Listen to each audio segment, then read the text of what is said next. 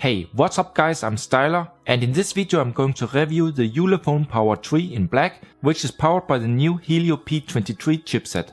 It comes with a 6-inch 18:9 format LCD display, a big 6080 mAh built-in battery with support for fast charge with 3 amp, and cool features like face unlock, fingerprint scanner, Android 7.1.1, dual front and rear cameras and much more.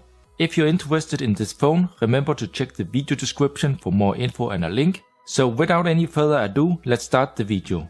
With the phone you get all the usual stuff, like a SIM tray pin, a red reversible USB Type-C cable, a CE certificated fast charger with 5V 3A, extra accessories like a Type-C to 3.5mm headphone jack adapter, an OTG USB on the go cable, a small micro USB to Type-C adapter, a standard screen protector, a soft clear case, and last a standard English quick start guide.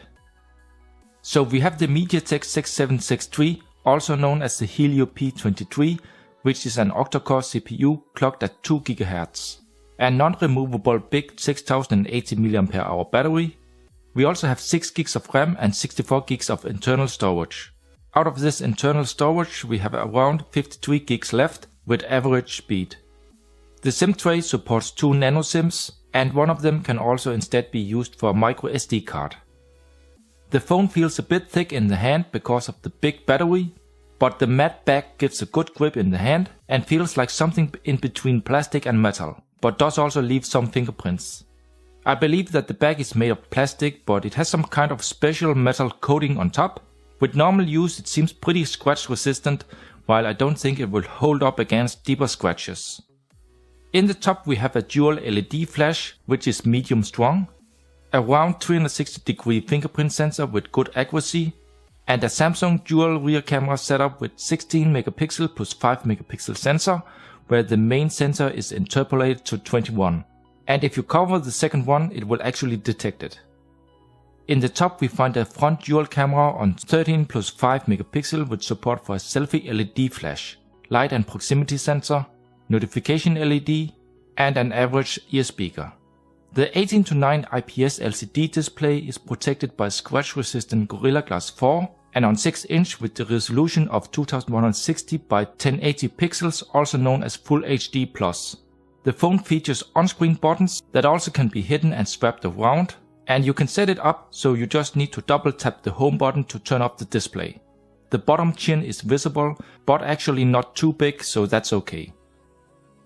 The quality of the front camera is average. It supports face beauty, blur and zoom. It's not bad, but I have definitely seen better. In low light pictures tend to get more grainy and with less detail, but with help of the front LED flash close up, pictures do look better. So this actually helps, but could still have some better sharpness. The display is pretty nice, it has good colors, sharpness and contrast, while the brightness is average. And inside the Mirror Vision display settings you can tweak this further. The viewing angles are excellent. The front glass is slightly curved near the edge, but only very little, while the side bezels are kind of thick. Regarding the screen sensitivity, I haven't experienced any ghost touches or problems. The touch panel is smooth and can register up to 10 touches at the same time and seems to be perfectly optimized. In the phone settings we find many special features, like a built-in QR code scanner, a fast capture mode, one-handed mode, various gesture motions for telephone and system, like for example double tap to wake. And the fingerprint sensor can also be used as a back, resend button or answer button. In LED there are 3 simple settings that can be turned on or off. And last you can customize the on-screen navigation buttons. The round 360-degree rear fingerprint sensor works fine, the accuracy is good, and thanks to a small edge it's easy to feel with the finger where the sensor is located. However, the wake and unlock speed is not the fastest. It takes about 1 second before something happens, but that's kind of normal on most China phones in this price class. Okay, let me now demonstrate the face unlock. So you see the symbol here that indicates that the face unlock feature is activated. I will just let it check my face, and then you see it unlocks. This does actually work for me most of the time, but one complaint is the speed, which could be much better as it is kind of slow. And the security is also not as good as with the fingerprint sensor, as it will also unlock if it just sees a picture of your face.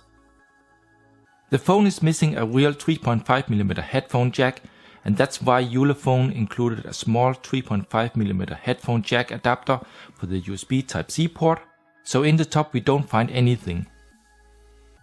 The phone weighs 211 gram and is 9.9mm thick in the bottom, so it's kind of thick. And the rounded back does feel a bit like plastic, but seems to have some kind of special metal coating on top. The power and volume keys are placed on the right side. They are responsive and tactile, and also made of metal, and if you shake the phone heavy they do not rattle. In the bottom we find a single speaker, a microphone and a USB Type-C port. The speaker provides average sound quality. The sound is not as flat as heard on some other budget phones, but also not near anything what I have heard on real flagships.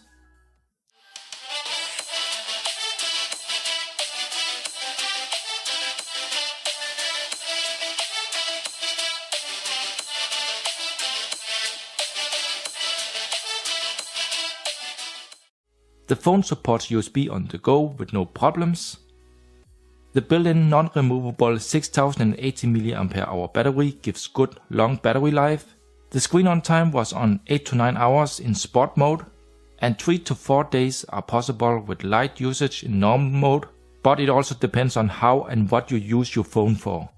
The included fast charger is on 5V 3A, which is very special, and with that one I managed to charge 25% in 30 minutes, 58% in 60 minutes and 92% in 90 minutes. While a full charge took about 100 minutes, which is very good considered the battery size of 6080 mAh. Here you see the factory mode where the cameras are listed, and in device info it also recognized the sensor from Samsung. The main camera app is easy to use. It has support for 4K video. We have some color filters. There's beauty mode, blur mode with a slider, mono mode, panorama and pro mode. In the camera settings we find picture size up to 21 megapixel interpolated, and other stuff like anti-flicker, zero shutter, etc. But unfortunately no optical or electronic image stabilization.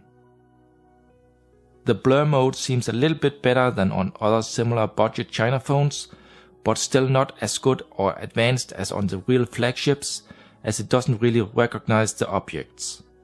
In daylight the camera is able to shoot some okay pictures, but sometimes it's really a hit or miss, while in low light it struggles a lot with missing sharpness and less detail. Unfortunately I was only able to shoot some outdoor pictures in a very dark and cloudy weather, so the real quality can here be hard to see. And the sample pictures I made may look a bit dull with low detail, but I will try to upload some new samples as soon as the weather gets better.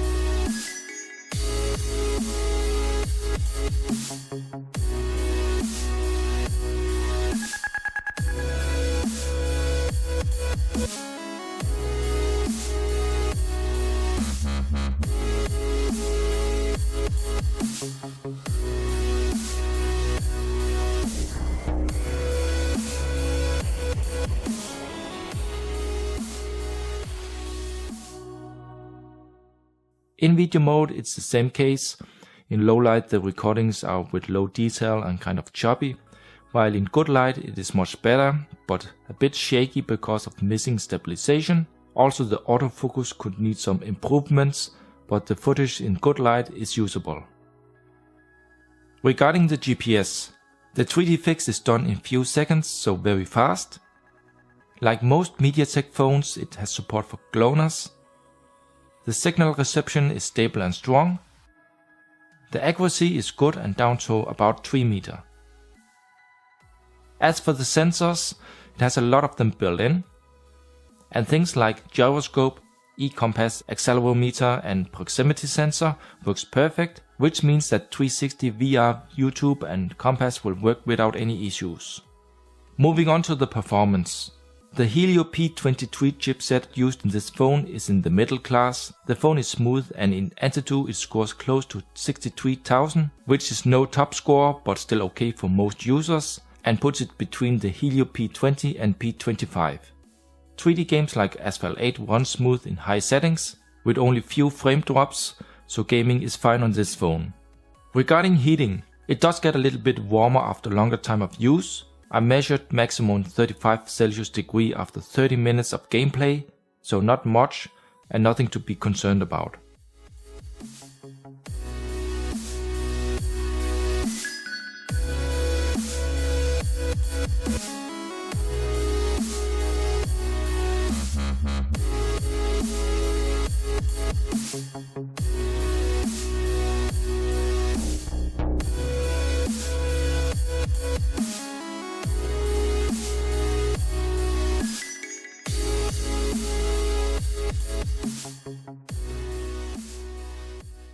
The phone is using Android 7.1.1 with wireless update support, but still no 8.0, and comes out of the box with the Google Play Store.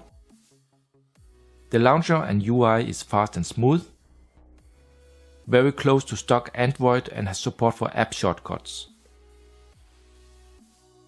The network connectivity is good on this phone and it can connect to 2G, 3G and 4G. And of course we also have support for LTE band 20. It has support for dual band Wi-Fi on 2.4 and 5 GHz, where the download speed was on amazing 104 megabits, so very fast and not something I've seen often on a MediaTek phone. With the latest YouTube app you can play videos smooth in 1080p at 60 frames per second, which looks really nice with the big 18:9 display, where you in YouTube now also can zoom in all normal videos.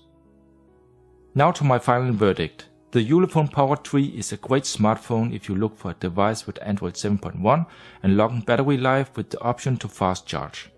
The fingerprint scanner and face unlock is reliable, even though they could unlock faster. The launcher and gaming performance is good for the normal user. The big 6-inch display provides good and sharp quality, while the sound quality is close to average but on the good side. That being said, it does also have some bad aspects. The build quality is fine, but doesn't feel as premium in the hand as other phones. And that's because of the matte back cover that feels a bit like plastic with a metal coating. The phone is relatively thick and kind of bulky, and the cameras didn't convince me, neither in terms of quality or functionality. Bottom line is that the Ulefone Power 3 follows the new trend with a 18:9 Full HD Plus display, Android 7.1.1 and a fingerprint sensor on the back, but adds a very big battery to those who don't want to charge the phone every day.